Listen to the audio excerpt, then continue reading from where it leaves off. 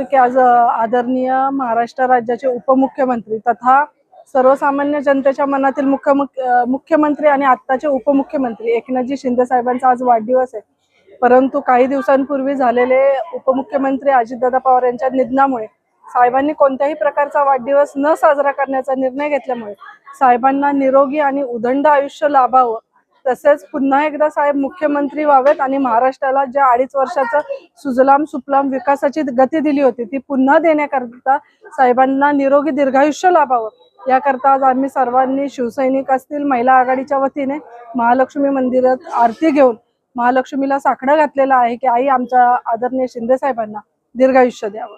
नमस्कार। आपले राज्याचे माननीय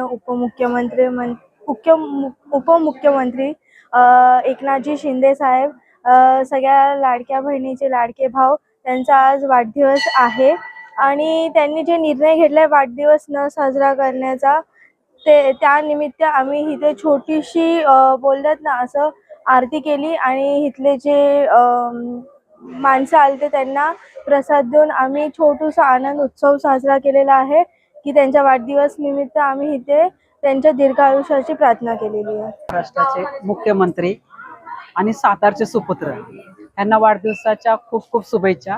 आणि त्यांनी असा निर्णय घेतलेला की आम्ही वाढदिवस साजरा करणार नाहीये, त्याच्यामुळे आमच्या इथे एक महालक्ष्मी मंदिर आहे। महालक्ष्मी मंदिरात सगळे भक्त भाविक लोकांनी जमा होऊन इथे शिंदे साहेबांच्या दीर्घायुष्याची प्रार्थना केली आणि छोटीशी आरती करून आम्ही सर्वांना वाढदिवसानिमित्त त्यांना जो प्रसाद, पेढ्याचा प्रसाद वाटलेला आहे आणि त्यांच्या दीर्घायुष्यासाठी सर्वांनी शुभेच्छा दिलेल्या आहेत।